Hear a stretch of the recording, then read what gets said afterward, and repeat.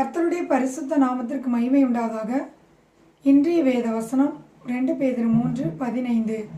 கர்த்தரின் நீடிய பொறுமையை இரட்சிப்பென்று எண்ணுங்கள். தாமதிக்கிறார் என்று சிலர் எண்ணுகிறபடி கர்த்தர் தம்முடைய வாக்குத்தத்தத்தை குறித்து தாமதமாயிராமல் நாம் எல்லோரும் இரட்சிக்கப்பட வேண்டுமென்று விரும்பி நம்மேல் நீடிய பொறுமையுள்ளவராய் இருக்கிறார். நாம் கெட்டுப்போவது அவருடைய சித்தம் அல்ல. நாம் எல்லோரும் இரட்சிக்கப்பட அவர் சித்தமுள்ளவராய் இருக்கிறார். இரட்சிக்கக்கூடாதபடி அவருடைய கரம் குறுகி போகவில்லை. 2 கொரிந்தியர் 6:2 வாசிக்கிறோம்.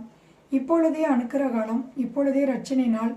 நாம் இரட்சிக்கப்பட நாம் நாளை கடத்தாமல், நாம் தள்ளி போடாமல் இன்றைக்கே நாம் இயேசுவின் மீது விசுவாசம் வைத்து மனம் திரும்புவோம். இயேசு கிறிஸ்து நம்மை இரட்சிப்பதற்காக வந்தார். அவருடைய இரத்தம் நம்முடைய சகல பாவங்களை நீக்கி நம்மை சுத்திகரிக்கும். நம்முடைய பாவங்களை நாம் அறிக்கையிட்டால் இயேசு கிறிஸ்து நம்முடைய பாவங்களை மன்னித்து நம்மை சுத்திகரிப்பதற்கு அவர் உண்மையின் நீதி உள்ளவராய் இருக்கிறார். ஆம் பிரியமானவர்களே, நாம் பாவிகளாய் இருக்கும் பொழுது இயேசு கிறிஸ்து நமக்காக மரித்தார்.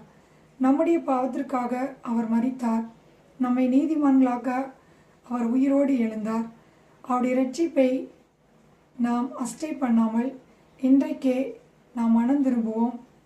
இயேசு கிறிஸ்து சீக்கிரமாய் வரப்போகிறார். அவரை சந்திக்க நாம் ஆயத்தமாவோம்.